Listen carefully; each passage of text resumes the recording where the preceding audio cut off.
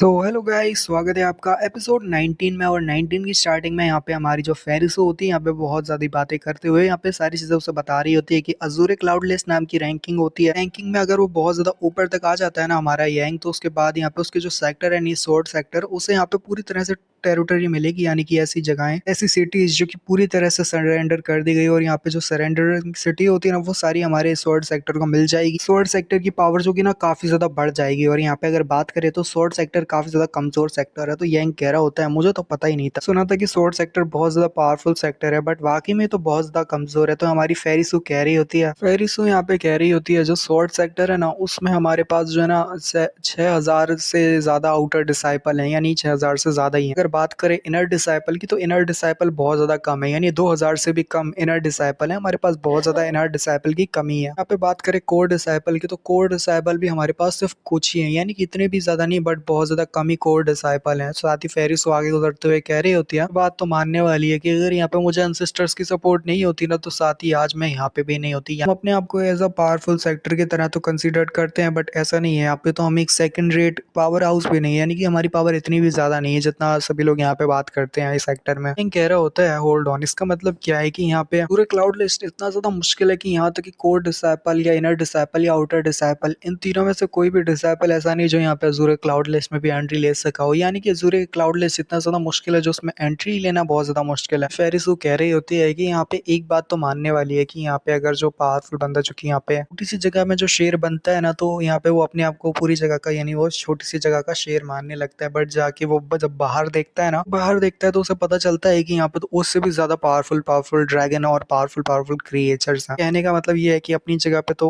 लोगों को पता नहीं होता, बट जब वो सिटी और बाहर की जगह पे जाते हैं तब उन्हें सच्चाई रियलिटी हिट होती है। पे लोग तो उनसे भी ज्यादा बेहतर बेहतर है, यानी बाहर की जगह पे, यानी सिटीज में। इसको कहती है यही तो सबसे बड़ा फैक्ट है कि यहाँ पे जो है ना, हम अभी तो इस जगह पे यहाँ पे बहुत ज्यादा पावरफुल दिख रहे हैं, बट यहाँ पे जब हम सिटी में जाते हैं और वहां पे जाके हम हमारा जो फुल लोगों से सामना होता है ना, तब उसके बाद हमें साबित होता है कि हम कितना ज्यादा अभी भी जो है ना कुएं में है, यानी कुएं में बैठे हुए मेंढक हैं। जो एंटायर साउथर्न रीजन है उसमें से जो ग्रेट कंपटीशन आता है ना, कंपटीशन ऑफ जीनियसिस का, ये बात तो मानने वाली है कि हम यहाँ पे अभी भी अजूरे क्लाउड लिस्ट के अंदर है, जो कि हमारे लिए एक ब्लेसिंग से कम नहीं है। जिसकी वजह से हमें यहाँ पे लूजर तो डिक्लेयर नहीं किया गया, यहाँ पे एक लूजर तो नहीं बताया गया। अगर यहाँ पे हम उस अजूरे क्लाउड लिस्ट में भी होते ना तो उसके बाद तो पक्का हम लूजर ही होते हैं। क्लाउड जो सेक्टर है ना, यानी जो शॉर्ट सेक्टर है जो अभी इतना पावरफुल है, वो इतना पावरफुल नहीं हो पाता। लेकिन मैं तुम्हें यही बताना चाहती हूँ कि अजूरे क्लाउड लिस्ट कोई ऐसी हल्की फुल्की चीज नहीं जिसको तुम आसानी के साथ अपने हाथ से पकड़ सकते हो। जैसे जितनी तुम रैंक को इंक्रीज करोगे ना, तुम्हारे लिए मुश्किल भी और बढ़ती जाएगी। और यहाँ पे इतना ज्यादा टॉप पे खड़े होना ये भी बहुत ज्यादा मुश्किल होता है। मैं तो चाहूंगी कि तुम्हें यहाँ पे टॉप 10 में आना जरूरी है, क्योंकि यहाँ पे अगर तुम्हें वाकई में तुम्हें माफी है बिल्कुल भी शर्म हो तो तुम्हें तो यहाँ पे पक्का यहाँ पे टॉप 10 की रैंकिंग में आना ही पड़ेगा, यानी कि तुम्हें टॉप 10 की रैंकिंग में तो पक्का आना पड़ेगा। किंग कह रहा होता है कि पहले तुमने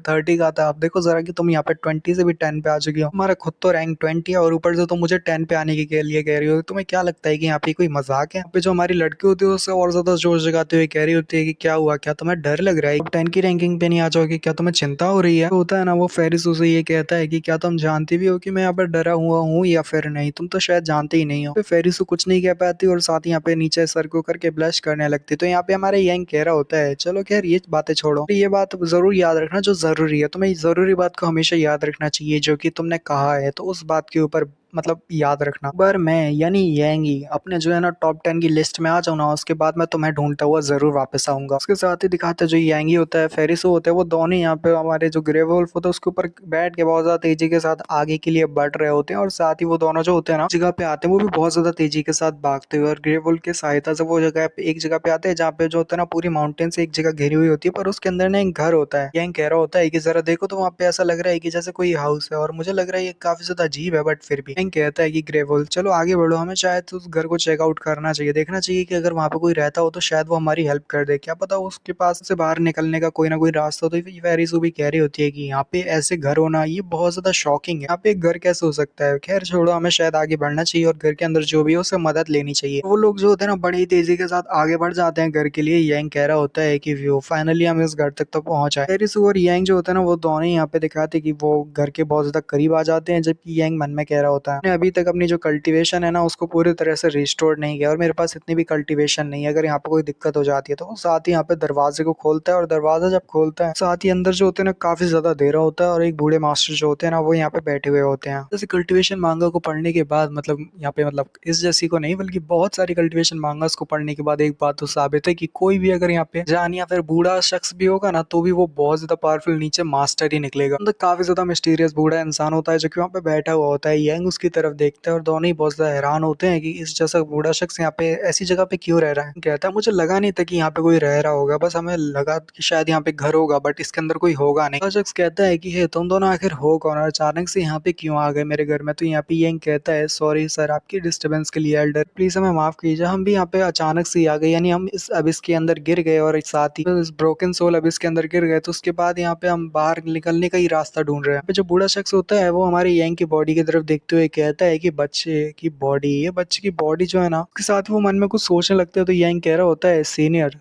सीनियर मेरी बात तो सुनिए। तो साथ ही सीनियर कह रहे होते हैं अरे अरे सॉरी मैं कुछ सोच रहा था। फिर वो जोर जोर से हंसने लगते हैं और साथ यहाँ पे कहते हैं कि ये बहुत ज्यादा लंबा अरसा है जब पहली बार कोई गेस्ट मेरे से मिलने के लिए आया है। तुम्हारे जैसे दो बच्चे यहाँ पे यंगस्टर मेरे से मिलने के लिए आए हो तो लगता है मुझे तुम्हारा वेलकम करना चाहिए। यंग जो होता है ना पता नहीं उसको लड़की को ना उसकी एकदम वैसे नाम से बुलाने लगता है जो उसका रियल नेम होता है ना बिल्कुल वैसे। तो यहाँ पे यंग कह रहा होता है कि यंगशी चलो जल्दी से मुझे बताओ क्या आखिर सीनियर की स्ट्रेंथ क्या है। तुम सीनियर की स्ट्रेंथ को देख पा रही हो जबकि यहाँ पे जो फेरिस होती है वो भी मन में सोच रही होती है अभी भी इसने मेरे को मेरे नेम से बुलाया यानी किंगशी करके बुलाया, मुझे इतना शर्म क्यों आ रहा है यानी इतना ब्लश क्यों हो रही हूँ मैं। तो साथ ही यहाँ पे ये वो यंग से कह रही होती है कि मैं यहाँ पे अगर देखने की कोशिश करूँ तो मैं यहाँ पे ठीक से देख नहीं पाऊंगी क्योंकि फेरिस वो कह रही होती है कि मैंने यहाँ पे पूरी कोशिश कर ली, मैं यहाँ पे जो एल्डर है ना उनकी कल्टीवेशन को देख नहीं पा रही। शायद यहाँ पे ऐसा हो सकता है कि जो एल्डर है ना इनकी कल्टीवेशन को यहाँ पे सील कर दिया गया हो। जैसे मेरी कल्टीवेशन सील है ना बिल्कुल वैसे ही किसी ने भी शायद इनकी कल्टीवेशन को सील कर दिया बट फिर भी मुझे यहाँ पे कुछ ना कुछ गड़बड़ महसूस हो रही है, यहाँ पे कुछ ना कुछ तो अलग लग रहा है। तो शायद वो कह रही होती है कि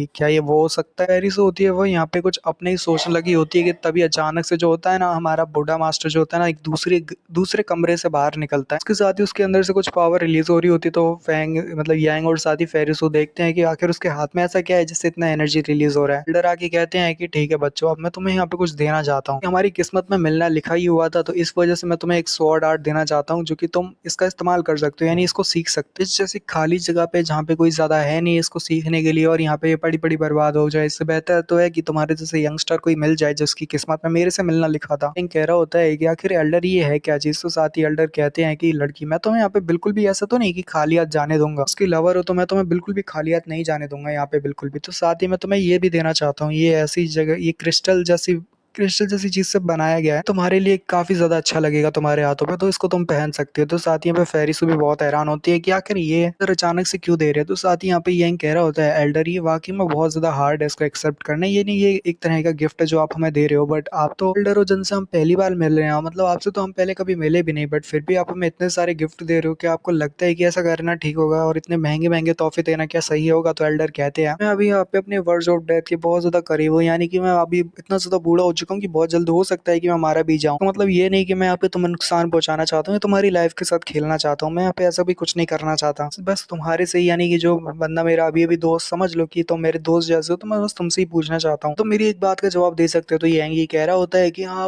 एल्डर प्लीज आप मुझे बताइए अगर मैं यहाँ पे हुआ मेरे जहन में अगर वो बात का जो सवाल का जवाब है अगर हुआ तो मैं आपको दे दूंगा। साथ ही एल्डर कह रहे होते हैं कि यहाँ पे इतनी भी कोई ज्यादा जल्दी नहीं है, मैंने तुम्हें जो बुक दी है उसको तुम रीड कर लो आराम से और उसके बाद रीड करने के बाद मुझे बताना, बाद तुम अपनी बातें कह सकते हो बट यहाँ पे अभी के लिए जो बुक तुम्हें दी गई है वो बहुत ज्यादा यूजफुल है तुम्हारे लिए। जब हमारा यंग उस बुक को खोलता है ना तो बहुत ज्यादा एनर्जी उससे निकलने लगती है और वो बहुत ज्यादा शॉक में हो जाता है कि आखिर ये इतनी ज्यादा बुक से एनर्जी क्यों रिलीज हो रही है।